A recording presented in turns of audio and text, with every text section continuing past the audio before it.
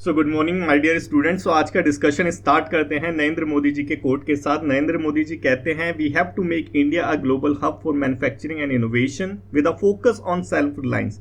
देखो, इससे रिलेटेड जो एडिटोरियल है मैं ऑलरेडी डिस्कस कर चुके हैं। कोट का सिंपल सा एकदम क्लियर सा मतलब है क्या कि इंडिया को मैन्युफैक्चरिंग और इनोवेशन का हब बनाना है। मैन्युफैक्चरिंग और इनोवेशन का हब बनाना है लेकिन कैसा हब बनाना है? ऐसा हब बनाना है जो सेल्फ रिलायंस हो। मतलब सेल्फ रिलायंस का मतलब कि जो आत्मनिर्भर हो, बाहर से टेक्नोलॉजी हो गई, मिनरल्स वगैरह हो गए, जो भी चीजें हैं वो इंपोर्ट ना कर रहा हो ज्यादा, इसी को क्या कहते हैं? Self reliance. और यही कुछ कोट का मतलब है और यही आज का जो हमारा एडिटोरियल है मिनरल डिप्लोमेसी उससे रिलेटेड है। देखो, आज का जो एडिटोरियल है अपने आप में बहुत ज्यादा इंपॉर्टेंट है। द हिंदू का ये एडिटोरियल है कि जो क्रिटिकल मिनरल्स हैं, आपको पता होना चाहिए क्रिटिकल मिनरल्स क्या होते हैं। क्रिटिकल मिनरल्स होते हैं जो जैसे कोबाल्ट हो गया, निकल हो गया, जो हमारी मैन्युफैक्चरिंग के लिए, हमारे डिफेंस सेक्टर के लिए, हमारी रिन्यूएबल एनर्जी कमिटमेंट्स के लिए बहुत ज़्यादा इंपॉर्टेंट है।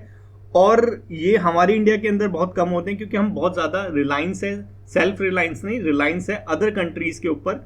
और जो अदर कंट्रीज़ है इसको बहुत ही स्ट्रेटेजिकली इसको एज अ वेपन यूज़ करती है इंडिया के अगेंस्ट। तो ये जो मैटर है इसके बारे में आपको जानना इंपॉर्टेंट है। एस्से राइटिंग के लिए, सिर्फ एस्से राइटिंग के लिए, स्पेशली मैं एस्से राइटिंग पे जोर दे रहा हूँ, इसके लिए बहुत ज़्यादा इंपॉर्टेंट है। फोल्डर पॉइंट्स हो गए, डायरेक्ट भी ऐसे यहाँ से आ सकता है।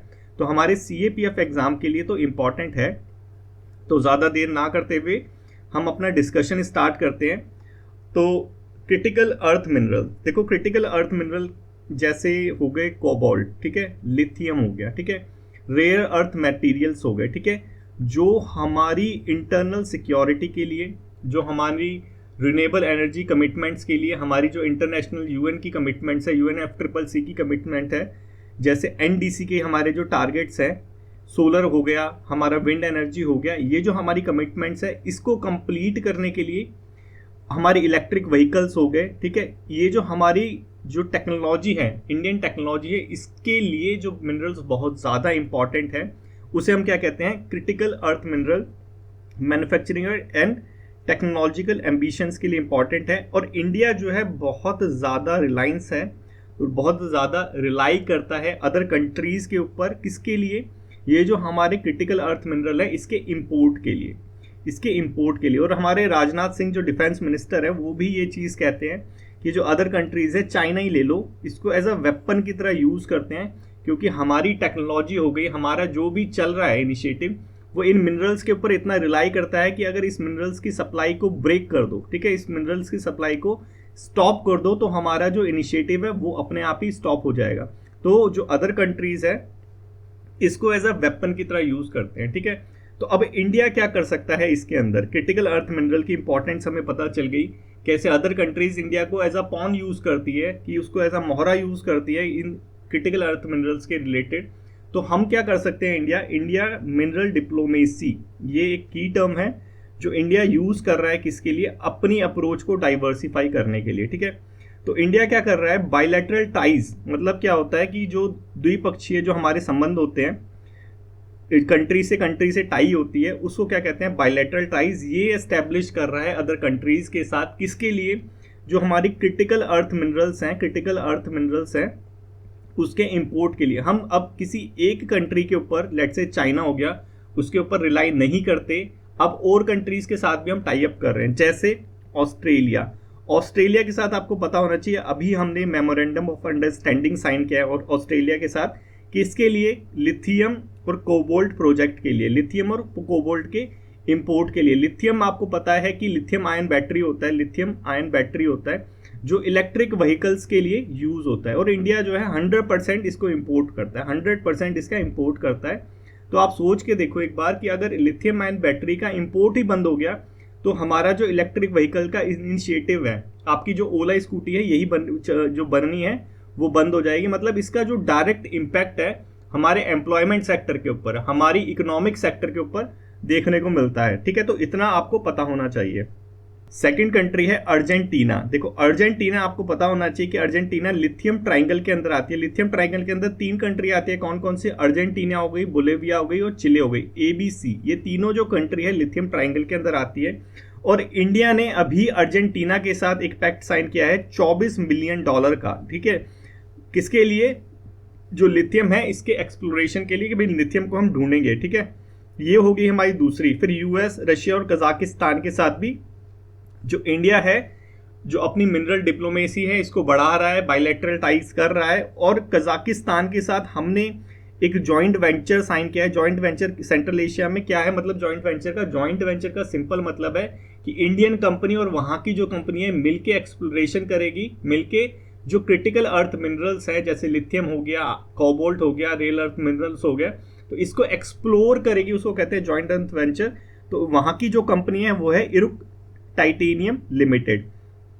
तो ये कुछ इनिशिएटिव है जो इंडिया कर रहा है। इसके साथ ही इंडिया की एक कंपनी है खनिज विदेश इंडिया लिमिटेड, काबिल इसको बेसिकली बोलते हैं। काबिल हमने एस्टेब्लिश करी थी 2019 के अंदर। 2019 में इसका मोटिव क्या था, क्रिटिकल अर्थ मिनरल्स की सप्लाई को बढ़ाना, इसके लिए वेरियस रूट्स एक्सप्लोर करना। तो ये सारे कुछ इनिशिएटिव है जो इंडिया कर रहा है अपनी मिनरल डिप्लोमेसी को स्ट्रॉन्ग करने के लिए। मतलब कि हमारे जो इनिशिएटिव्स हैं इलेक्ट्रिक व्हीकल्स वगैरह, ये जो इनिशिएटिव है ये रुके ना, हम किसी एक कंट्री के ऊपर रिलाई ना करें, इसके लिए इंडिया अपनी अप्रोच को डाइवर्सिफाई कर रहा है और इसी को हम क्या कहते हैं, मिनरल डिप्लोमेसी, ठीक है, आपको पता चल गया। इसके साथ साथ इंडिया और क्या कर रहा है कि हम ग्लोबल पार्टनरशिप और कॉपरेशन बढ़ा रहे हैं। जैसे कि देखो हमारे बहुत सारे मल्टीलैटरल इनिशिएटिव है, जैसे क्वाड हो गया, इंडो पैसिफिक इकोनॉमिक फ्रेमवर्क हो गया, मिनरल सिक्योरिटी पार्टनरशिप हो गया, G7 हो गया। तो हम इन कंट्रियों के साथ भी अलाइन कर रहे हैं, किसके लिए, कि हमारी जो अप्रोच है डाइवर्सिफाई हो जाए, हमारे जो सोर्सेज हैं वो डाइवर्सिफाई हो जाए। इसके लिए हम जो इंटरनेशनल जो इनिशिएटिव्स हैं, ऑर्गेनाइजेशंस हैं, इनके साथ भी हम टाई अप कर रहे हैं। वैसे ही हमने मेमोरेंडम ऑफ अंडरस्टैंडिंग साइन किया है किसके साथ, IEA के साथ, इंटरनेशनल एनर्जी एजेंसी। देखो हमने यहाँ पे मेमोरेंडम ऑफ अंडरस्टैंडिंग साइन किया है, इसके साथ ही हम कर क्या रहे हैं, इसके साथ हम कर रहे हैं कि हमारी जो पॉलिसीज हो गए, हमारी जो स्टैंडर्ड्स हो गए, हमारे जो इनिशिएटिव हो गए, उसको इंटरनेशनल स्टैंडर्ड का करना है। इससे होगा क्या, देखो जब हमारी पॉलिसीज इंटरनेशनल स्टैंडर्ड से अलाइंस करेगी तो हम जो इम्पोर्ट करते हैं उसमें रुकावट नहीं आएगी। इसीलिए ही इंडिया ने मेमोरेंडम ऑफ अंडरस्टैंडिंग साइन किया है किसके साथ, IEA के साथ। तो अब यहाँ पे बात आती है कि इतनी सारी चीज़ें हम कर रहे हैं अपनी मिनरल डिप्लोमेसी के लिए, तो हमारा तो जो डिप्लोमेसी है वो तो एकदम स्ट्रांग हो जानी चाहिए। तो यहाँ पे रुकावट कहाँ आ रही है, प्रॉब्लम कहाँ आ रही है, देखो चैलेंजेस आ रहे हैं हमारे कहाँ पे, कि हमारी सिर्फ गवर्नमेंट कंपनी एंगेज हो रही है, प्राइवेट सेक्टर का जो पार्टिसिपेशन है बहुत ज़्यादा लिमिटेड है। देखो जैसे महिंद्रा हो गई, टाटा हो गई, ठीक है, ये क्या कर रही है, ये डायरेक्टली इंपोर्ट करती है। इसको अगर बैटरी लिथियम आयन वगैरह करती है तो ये डायरेक्ट इंपोर्ट करती है, लेकिन गवर्नमेंट के साथ मिलके ये टाई अप नहीं कर रही किसी देश के साथ, किसी कंपनी के साथ, जैसे जॉइंट वेंचर्स वगैरह हो गए, काबिल वगैरह हो गए, तो ऐसे टाई अप नहीं कर रही। तो यहाँ पे जो पार्टिसिपेशन है हमारा क्रिटिकल अर्थ मिनरल को इंपोर्ट करने के लिए प्राइवेट कंपनीज का, वो बहुत ज़्यादा लिमिटेड है। प्रॉब्लम कहाँ पे, प्रॉब्लम है पॉलिसी नहीं है हमारे यहाँ पे, पॉलिसी क्लैरिटी नहीं है, और सिंपल चीज़ पॉलिटिक्स, दोनों चीज़ की वजह से अगर देखो अनसर्टेनिटी होगी पॉलिसीज़ में कि आपकी पॉलिसी बहुत ज़्यादा फ्रिक्वेंटली चेंज होती रहेगी, तो जो प्राइवेट कंपनी है वो आपके साथ अटैच होगी नहीं, अलाइन होगी नहीं। यही प्रॉब्लम इंडिया के अंदर फेस हो रही है। इसके साथ साथ हमारी जो डिप्लोमेटिक कैपेसिटी है, मतलब हमारी जो डिप्लोमेसी है कहीं ना कहीं इनसफिशिएंट है। क्यों इनसफिशिएंट है, देखो डिप्लोमेसी कितनी भी आप बढ़ा लो, लेकिन आपके पास जब मिनरल डिप्लोमेसी डिवीज़न ही नहीं होगा, ठीक है, मतलब आपने कोई डेडिकेटेड एक डिवीज़न एस्टैब्लिश ही नहीं करा मिनरल इंपोर्ट के लिए, तो वो जो इनिशिएटिव है वो अपने आप में ही थोड़ा सा वीक हो जाता है। और वही यहाँ पे हो रहा है कि हमारे पास कोई पर्टिकुलर, कोई स्पेसिफिक डिवीजन ही नहीं है जो इस पर्टिकुलर मैटर को डील करता हो, ठीक है। तो एक ये चीज़ हो गई। उसके बाद हमारी जो सस्टेनेबिलिटी है, ट्रस्टेड पार्टनरशिप है, ये भी कहीं ना कहीं वीक हो रहे हैं, जैसे यूरोपियन यूनियन, साउथ कोरिया और क्वाड मेंबर्स के साथ। देखो साफ सीधी बात है यहाँ पे क्या, कि अगर हम इस फील्ड में, पर्टिकुलर फील्ड में आगे बढ़ना चाहते हैं तो हमें टारगेटेड अप्रोच को फॉलो करना पड़ेगा। क्या चीज़, टारगेटेड अप्रोच को फॉलो करना पड़ेगा। टारगेटेड अप्रोच क्या होती है, देखो टारगेटेड अप्रोच वही होती है कि पर्टिकुलर चीज़ के लिए हम पर्टिकुलर इनिशिएटिव लेके आए। लेट्स से कि आप जैसे MSME हो गया, ठीक है, MSME की कमिटमेंट कैसे, क्यों MSME सेक्टर जो है वो बूम कर रहा है धीरे धीरे, देखो क्योंकि इंडिया की जो कमिटमेंट है एमएसएमई सेक्टर, मैन्युफैक्चरिंग सेक्टर को बूस्ट करने की, वो साफ साफ दिखाई देती है, क्योंकि हमने जो एक पर्टिकुलर मिनिस्ट्री को ही डेडिकेट कर दिया है एमएसएमई के लिए। एमएसएमई की एक पर्टिकुलर स्पेसिफिक मिनिस्ट्री है, तो ये चीज़ जो है ये क्रिटिकल अर्थ मिनरल के लिए भी होनी चाहिए। ये जो हमारा एडिटोरियल हमारे राइटर है कहना चाहते हैं, और रिकमेंडेशन में भी हमारे राइटर ने यही चीज़ सजेस्ट करी है। क्या, देखो यहाँ पे सजेस्ट करा है कि क्लियर सप्लाई चेन स्ट्रेटेजी होनी चाहिए, अलाइन होनी चाहिए हमारी नेशनल सिक्योरिटी और ग्रोथ प्रोस्पेक्टिव्स के साथ। ठीक है, मतलब इसका कहने का है कि देखो हमारे जो ज़रूरतें हैं, ठीक है, हमारे डिफेंस सेक्टर को क्रिटिकल अर्थ मिनरल की ज़रूरत है, इलेक्ट्रिक व्हीकल वाला जो सेक्टर है, रिन्यूएबल एनर्जी वाला जो सेक्टर है, सोलर हो गया, विंड हो गया, तो इन सब चीज़ों को हमारे जो क्रिटिकल अर्थ मिनरल की ज़रूरत है, तो इसकी ज़रूरत के हिसाब से जो हमारी पॉलिसी है वो अलाइन होनी चाहिए हमारी सप्लाई चेन को स्ट्रेंथन करने के लिए। ठीक है, पहली चीज़ ये बताइए। दूसरी चीज़ बताइए यही कि जो हमारे यहाँ पे कमी है, डिप्लोमेसी डिवीज़न ही नहीं है क्रिटिकल अर्थ मिनरल को सप्लाई करने का, तो एक तो चीज़ ये होनी चाहिए। ठीक है, अगर ये सारी चीज़ें होंगी और हम पार्टनरशिप करेंगे, बायलैटरल टाइज करेंगे, मल्टीलैटरल फोरम के साथ एंगेज होंगे क्रिटिकल अर्थ मिनरल को सप्लाई करने के लिए, तो हमारी जो एंगेजमेंट है वो अपने आप ही स्ट्रेंथन होती रहेगी।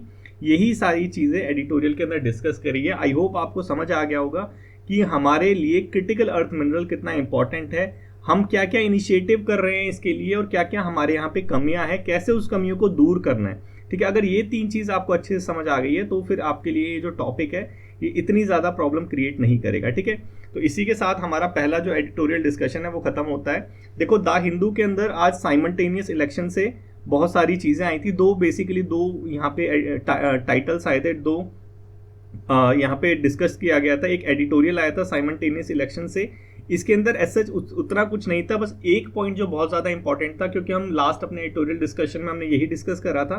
तो देखो एक पॉइंट यहाँ पे क्या था कि हमारे यहाँ पे मल्टीपल कंस्टिट्यूएंसी का एक कॉन्सेप्ट है। मतलब क्या कि जो एक कैंडिडेट है वो दो कंस्टिट्यूएंसी से फाइट कर सकता है। ठीक है, अब आपको पता है साइमल्टेनियस जो इलेक्शन हुए थे उसका बेसिकली मोटिव क्या था, इसके पीछे जो आर्ग्यूमेंट किए जा रहे थे वो ये कि खर्चा थोड़ा सा कम करना है। ठीक है, खर्चा कम करना है, तो यहाँ पे एक सजेशन और दे दिया एडिटोरियल के अंदर कि भाई जो साइमल्टेनियस इलेक्शन जो आप करते हो, साइमल्टेनियस इलेक्शन मतलब ये जो मल्टीपल कंस्टिट्यूएंसीज होती है, आप एक दो जगह से लड़ सकते हो, आप वाराणसी से लड़ लिया, आप दिल्ली से भी लड़ लिए। ठीक है, तो अब दोनों जगह आप जीत गए, तो यहाँ पे तो इलेक्शन दोबारा होंगे, बाई इलेक्शन जिसे कहते हैं, तो इसमें तो दोबारा खर्च होगा। तो यहाँ पे बोला है कि जो हमारा रिप्रेजेंटेशन ऑफ पीपल एक्ट है, आरपीए एक्ट जो है, इसको अमेंड करके इसको एक करो। ठीक है, ये चीज़ यहाँ पे सजेस्ट की गई है, बस उसमें इतना ही था, बाकी सारी चीज़ ऑलरेडी हम डिस्कस कर चुके हैं, क्योंकि साइमल्टेनियस इससे इलेक्शन से रिलेटेड हम 2 आर्टिकल डिस्कस कर चुके हैं, और मुझे पर्सनली लगता है कि इतना इनफ है, इससे ज़्यादा आपको इसके इस पर्टिकुलर टॉपिक में झांकना नहीं चाहिए। तो ये था साइमल्टेनियस इलेक्शन, और हमारा क्रिटिकल अर्थ मिनरल से जो रिलेटेड आर्टिकल था वो भी हमने डिस्कस कर लिया। तो आई होप आपको समझ आ गया होगा कि क्या चीज़ है ये, आपको बस ट्राई करना है क्या लिखने का। ठीक है, पेपर 2 के लिए जो सबसे ज़्यादा इंपॉर्टेंट चीज़ है वो क्या, राइटिंग। अगर राइटिंग नहीं करोगे तो डिस्कशन का कोई फ़ायदा नहीं, सबसे पहले राइटिंग करो बेटे, राइटिंग आपके लिए सबसे ज़्यादा इंपॉर्टेंट है। ठीक है, क्योंकि राइटिंग करने से ही आपकी मेमोरी थोड़ी सी शार्प होगी, रिकॉलिंग वगैरह चीज़ें, ये जो सारी चीज़ें हैं ये सारी चीज़ें आएंगी, स्ट्रक्चर बनेगा कि कैसे आपको लिखना है। हमारा हो गया intro, body and conclusion, IBC वाला जो कॉन्सेप्ट होता है, आईबीसी कॉन्सेप्ट हमारा यहाँ पे लागू होगा। तो आपको ये चीज़ करनी है, सबसे पहले क्या करना है, लिखने का ट्राई करना है। ठीक है, तो देखो 2 आर्टिकल जो है, 2 जो आपके एसे राइटिंग के लिए मैं सजेस्ट कर रहा हूँ, ये ज़रूर कर लेना। एक नक्सलिज्म से रिलेटेड आपका जो है आपका एसे राइटिंग आने के चांसेस हैं, और एक साइमल्टेनियस इलेक्शन। साइमल्टेनियस इलेक्शन के बारे में ऑलरेडी हम डिस्कस कर चुके हैं, नक्सलिज्म के बारे में आप इंटरनल सिक्योरिटी से रिलेटेड लेक्चर देखने के लिए ये भी समझ आ जाएगा आपको। ठीक है, तो अपना आर्टिकल की तरफ मूव ऑन करते हैं, क्रिटिकल मिनरल्स। देखो पेपर 2 के लिए तो मिनरल्स हमारा हो गया, पेपर 1 के लिए कैसे करोगे। देखो पेपर 1 के लिए जो प्रोबेबल क्वेश्चन यहाँ से बनता है वो क्या, कि क्रिटिकल अर्थ मिनरल होते क्या क्या है और कौन सी कंट्री कितना हम डिपेंड करते हैं। तो देखो पूरा चार्ट यहाँ पे लेके आया हूँ मैं आपके लिए। यहाँ पे आपको जस्ट क्या रिमेंबर करना है कि क्रिटिकल अर्थ मिनरल्स होते क्या क्या हैं, क्रिटिकल अर्थ मिनरल्स होते क्या क्या हैं। जैसे लिथियम हो गया, कोबाल्ट हो गया, निकल हो गया, वैंडियम हो गया, नीबियन हो गया, जर्मेनियम हो गया। तो ये सारे जो मिनरल्स हैं ये किस में आते हैं, इंक्लूडिंग सिलिकॉन। ठीक है, ये है हमारे कौन से 15 क्रिटिकल अर्थ मिनरल्स। ठीक है, तो इनका जो नाम है आपको एकदम मुंह ज़बानी याद होना चाहिए। देखो ये तो सारे तो आपको 100% जो हम इंपोर्ट करते हैं, ये तो याद होने ही चाहिए, बाकी ये जो बाकी रह गए ये भी याद होने चाहिए, क्योंकि यहाँ से ऐसे टाइप का क्वेश्चन बनना एकदम बनता है। ठीक है, तो आप ये क्वेश्चन 1 का आंसर इसको करने की कोशिश करना। पहले क्या करना है, पहले इसको एक बार थोड़ा सा रिवाइज करना है, रिवाइज करने के बाद आपको सिंपली आना है यहाँ पे और इसको डिस्कस करना है। ठीक है, इसको कमेंट बॉक्स में कमेंट करना है। नेक्स्ट आर्टिकल की तरफ मूव ऑन करते हैं। नेक्स्ट आर्टिकल है जल वाहक स्कीम। देखो इंपॉर्टेंट है ये भी बहुत ज़्यादा। जल वाहक स्कीम किस लिए है? बेसिकली देखो सिंपल चीज़ समझो कि हमारा जो ट्रांसपोर्टेशन सिस्टम है इंडिया के अंदर, ये एक तरह से कॉम्पिटिट करता है एक दूसरे के साथ, एक दूसरे को सपोर्ट नहीं करता, कॉम्पीट करता है। तो यहाँ पे जलवाहक जो स्कीम है ये क्या करेगा, सपोर्टिव बनाएगा इसको, कि लेट से यहाँ तक हमारा रेलवे आया, यहाँ से यहाँ तक हमारा वाटरवे जाएगा, फिर यहाँ से हमारा रोडवे आ जाएगा। ठीक है, तो ये क्या होगा कि हमारा जो ट्रांसपोर्टेशन सिस्टम है इसको स्मूथ बनाएगा। तो इसके लिए हमारे जो इनलैंड वाटरवेज हैं, ठीक है, वो बहुत ज़्यादा इंपॉर्टेंट है और इंडिया इसका यूजेज बहुत ज़्यादा कम करता है। इसको बढ़ाने के लिए हमारी क्या है, जलवाहक स्कीम है। ठीक है, इसको थोड़ा सा अच्छे से हम समझेंगे। जलवाहक स्कीम किसका इनिशिएटिव है? मिनिस्ट्री ऑफ पोर्ट, शिपिंग और वाटरवेज का। ठीक है, करेंगे क्या इसके अंदर, जो हमारे कार्गोज वगैरह इनलैंड वाटरवे से मूव करते हैं इसको थोड़ा सा हम स्मूथ करेंगे, ताकि जो हमारे रोड हो गए, ताकि जो हमारे रेलवेज हो गए, उस पर हमारी जो डिपेंडेंसी है वो थोड़ी सी रिड्यूस हो। ठीक है, ऑब्जेक्टिव क्या है? ऑब्जेक्टिव बेसिकली वही है, कार्गो जो ट्रांसपोर्टेशन है, जैसे नेशनल वाटरवे 1 हो गया। ठीक है, वाटरवे ये हम समझेंगे नेशनल वाटरवेज। आपके लिए 6 जो वाटरवेज हैं इनको समझना बहुत ज़्यादा इंपॉर्टेंट है और ये लेके आया हूँ मैं यहाँ पे भी। नेशनल वाटरवेज 1 हो गया जो गंगा रिवर के ऊपर है, सेकंड हो गया जो ब्रह्मपुत्रा के रिवर है, और 16 हो गया, 16 नहीं है वैसे तो 6 है ये, जो बार्क रिवर के ऊपर है। देखो ये 6 है ना, नेशनल वाटरवे जो 6 है जो बार्क रिवर के ऊपर है, बराक रिवर के ऊपर है, इसके ऊपर बेसिकली जलवाहक स्कीम का फोकस रहेगा, मतलब 1 to 6 के ऊपर। ठीक है, करेंगे क्या, देखो रोड से सामान ले जाना और पानी से सामान ले जाना, कौन सा सस्ता पड़ेगा?